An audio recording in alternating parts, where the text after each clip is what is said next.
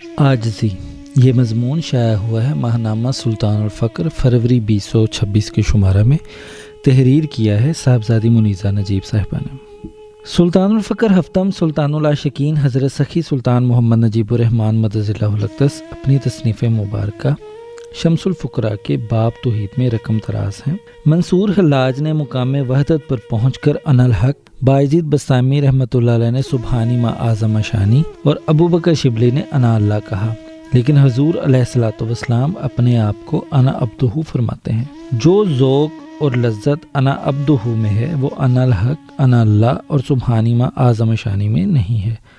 کامل اکمل افراد نے مقام عبدہ پر ٹھہرنا پسند فرمایا، کیونکہ عاشق مقام نیاز ہے اور معشوق مقام ناز ہے۔ حقیقت میں انا عبدہ انا الحق اور انا اللہ سے افضل ہے۔ ہمارے پیارے نبی رحمت للعالمین، شفیع المذنبین، خاتم الرسل حضرت محمد مصطفیٰ صلی اللہ علیہ وآلہ وسلم نے جب کعبہ کو سین بلکہ اس سے بھی کم یعنی قرب خداوندی تک عشق کے جذبے سے رسائی حاصل کی اور اس حضوری میں بھی عبدہ جیسی عاجزی رہی، تو ہم امتی کسی بھی نعمت پر تکبر کرنے کا آخر کیا جواز رکھتے ہیں۔ آقا دو جہاں انسانی عروج کی اس انتہا تک معراج کی رات پہنچے جہاں تک رسائی کی قوت انسان کے خمیر میں ہے، تبھی تو فرمایا سورۃ کاف آیت نمبر 16 میں وَنَحْنُ أَقْرَبُ إِلَيْهِ مِنْ حَبْلِ الْوَرِيدِ، اور ہم اس کی شارک سے بھی زیادہ اس کے قریب ہیں۔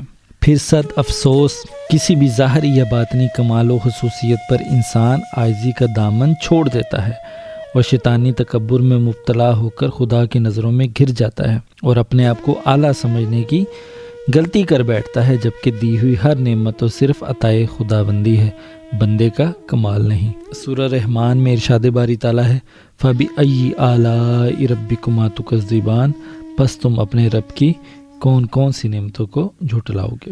معراج کی رات ایک راز تھی اور راز ہی رہے گی، مگر یہ بھی کیا کمال تھا کہ محبوب حضرت عشق کی بارگاہ میں موجود ہے، جدھر عبدہ یعنی آقا دو جہاں عشق کے براق پر عاجزی کا تحفہ لے کر بارگاہ کبریہ میں کعبہ کو سین یا اس سے بھی کم یعنی قرب کی انتہا پر پہنچے۔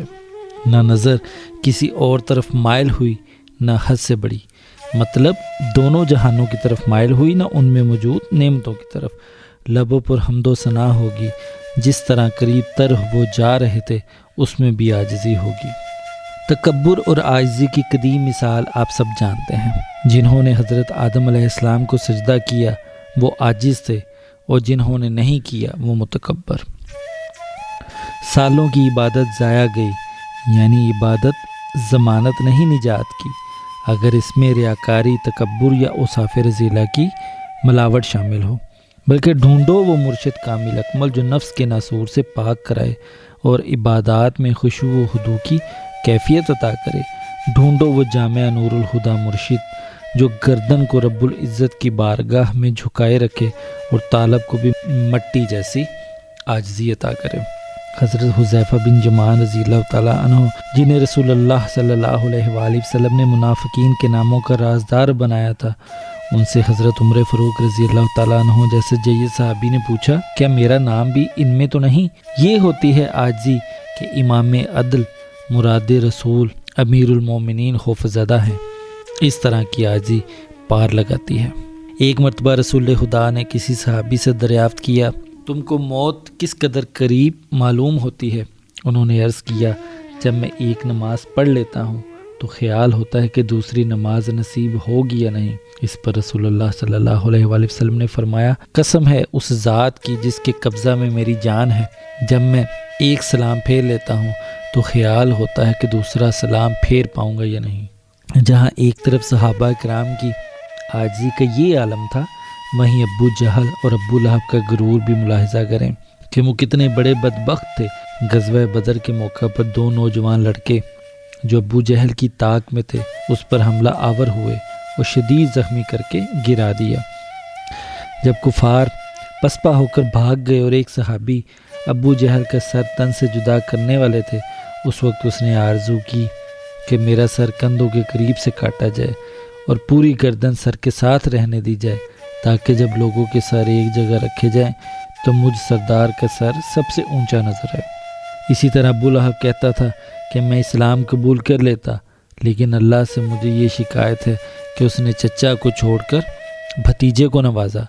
یہ غرور ہے جس کی وجہ سے انسان بدبخت بن جاتا ہے۔ میرے مرشد کریم سلطان الفقر ہفتم سلطان العاشقین حضرت سخی سلطان محمد نجیب الرحمن مدد اللہ الاقدس کو مجلس محمدی صلی اللہ علیہ وآلہ وسلم سے شبیہ غوث اعظم، آفتاب فقر، شان فقر اور سلطان الذاکرین کے القاب عطا ہوئے، اور آپ کا مرتبہ سلطان الفقر ہے۔ ان سب کے باوجود آپ مدد اللہ الاقدس اپنے آپ کو عام انسان سے بھی کم سمجھتے ہیں، اور آپ کے مریدین اس بات کے گواہ ہیں۔ اولیاء اللہ کی عاجزی اور شفقت کی بنا پر لوگ ان کی طرف مائل ہوتے ہیں اور عشق کا جام پی کر وصال اور دیدار کی نعمت حاصل کرتے ہیں۔ سلطان الفقر ہفتم سلطان العاشقین مدد اللہ الاقدس کے اس زمن میں ارشاد مبارک ہے، رسول اللہ صلی اللہ علیہ وآلہ وسلم سب سے بڑے عارف تھے، پھر بھی وہ ساری رات سجدے میں گر کر روتے تھے اور اپنے اور اپنی امت کے لیے اللہ سے توبہ استغفار کرتے تھے۔ عاجزی اور نیت کا اخلاص جتنا زیادہ ہوتا ہے، بندہ اتنی جلدی اللہ کے قریب ہو جاتا ہے، اور جتنا قریب ہوگا اتنا ہی عاجزی میں اضافہ ہوگا، بشرط یہ کہ نیت میں بھی اخلاص ہو۔ احمد رضی اللہ الاقدس مزید فرماتے ہیں، عاجزی کرنے والا کبھی گمراہ نہیں ہوتا، اور تکبر کرنے والا سب سے پہلے گمراہ ہوتا ہے۔ شیطان عاجزی والے کا کچھ نہیں بگاڑ سکتا۔ خاص بنو، عام رہو، یہی کامیابی ہے۔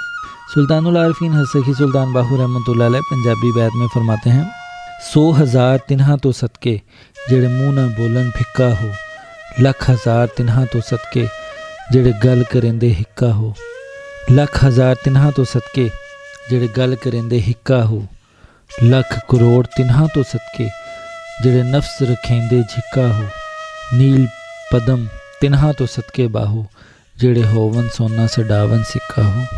اس کا مفہوم یہ ہے، میں 1000 بار ان طالبوں کے صدقے جاؤں جو راہ فقر میں پیش آنے والی مشکلات اور مصائب پر صبر و شکر کے ساتھ ثابت قدم رہتے ہیں اور کوئی گلہ نہیں کرتے۔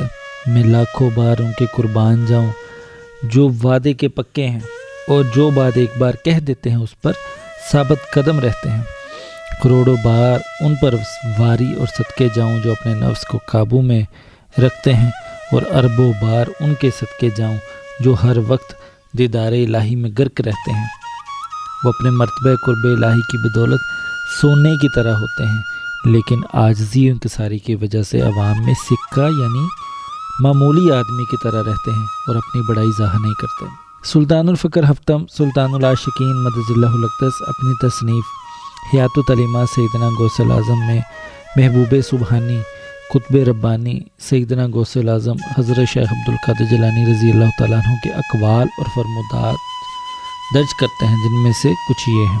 الفتح ربانی مجلس 19 میں فرماتے ہیں، اللہ تعالیٰ کے سامنے ذلت اختیار کر اور اپنے آپ کو اس کے سامنے جھکا دے، اور اپنی تمام حاجتوں کو اسی کے سامنے پیش کر، اور کوئی عمل اپنے نفس کے لیے نہ کر، اور اس سے ملاقات افلاس کے قدموں پر کر۔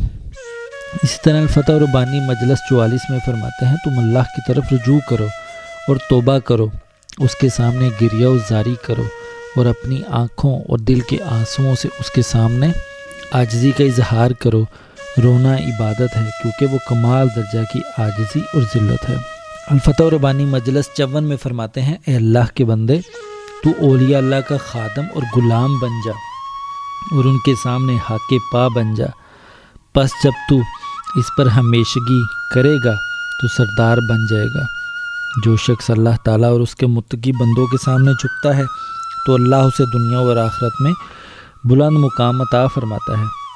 جب تو عام لوگوں کی تکالیف برداشت کر لے گا تو تجھے اللہ تعالیٰ رفت عطا کرے گا اور تجھے سرداری عطا کرے گا۔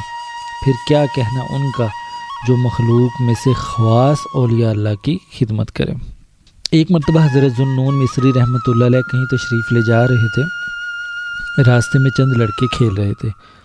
آپ کو دیکھ کر ایک لڑکے نے کہا، دیکھو منافق جا رہا ہے۔ یہ سن کر آپ رک گئے اور اپنے نفس سے مخاطب ہو کر فرمایا، سن لیا تو نے اپنے کانوں سے، میں تجھے 1000 بار کہتا تھا کہ تو منافق ہے، مگر تجھے یقین نہیں آتا تھا، اب یقین آ گیا۔ یہ مسلمانوں کے بچے ہیں اور مسلمانوں کے بچے جھوٹ نہیں بولا کرتے۔ یہ ہوتی ہے مٹی جیسی عاجزی۔ جب تک انسان اپنے آپ کو صحیح سمجھتا رہتا ہے وہ بارگاہ خداوندی میں غلطی پر ہوتا ہے، اور جب تک عبادت اور نیک اعمال کر کے بھی ڈرتا رہتا ہے تو وہ اللہ کی ذات کے قریب ہوتا ہے۔ میرے مرشد سلطان الفقر ہفتم سلطان العاشقین مدد اللہ الاقدس نے ایک مرتبہ نصیحت فرمائی، جو ڈرتا ہے وہ کبھی گمراہ نہیں ہوتا۔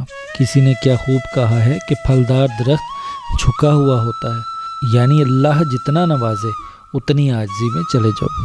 اپنی ہر عبادت اور نیک عمل کی دل میں نفی اللہ کے قریب کر دیتی ہے، جیسا کہ مولانا روم رحمۃ اللہ علیہ فرماتے ہیں، نیست عیب ار عیب ہائی مردم بینی، بلکہ عیب آس کا اندر خود نہ بینی۔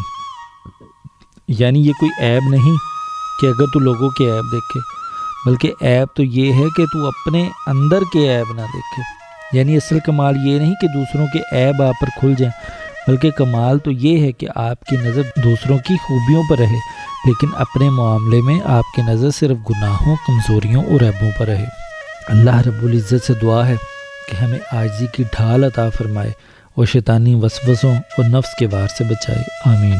تاہم جیسے کوئی قابل سے قابل طبیب بھی اپنا علاج خود نہیں کر سکتا، بھائی ہی کوئی شخص خود اپنے نفس کا تزکیہ یعنی نفس کی بیماریوں سے چھٹکارا پا کر اسے پاک صاف نہیں کر سکتا۔ اس امر کے لیے سنت نبوی کے مطابق ایک ایسے روحانی پیشوا کی ضرورت ہوتی ہے جو نہ صرف نفسانی امراض سے واقف ہو بلکہ ان سے دائمی چھٹکارا پانے کا طریقہ بھی جانتا ہو۔ ایسا روحانی استاد جو خود اس راستہ پر چل کر کامیاب ہو چکا ہو اور اپنے مریدین کو بھی وہ روحانی قوت عطا کرنے کی استطاعت رکھتا ہو جس کی بدولت وہ تزکیہ نفس، تصفیہ قلب اور تجلیہ روح جیسے روحانی درجات پا سکیں۔ وہ روحانی پیشوا، استاد، مرشد کامل اکمل، ولی کامل، سلطان الفقر ہفتم سلطان العاشقین حضرت سخی سلطان محمد نجیب الرحمن مدد اللہ الاقدس ہیں، جو سلطان العارفین حضرت سخی سلطان باہو رحمۃ اللہ علیہ کے سلسلہ سروری قادری کے موجودہ امام اور 31ویں شاہ کامل ہیں۔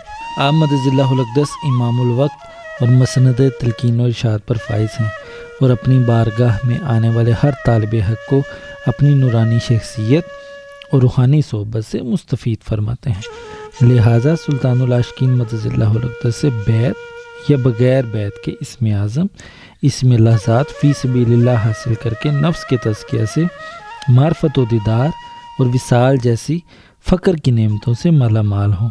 اللہ بس ما سوا اللہ بس۔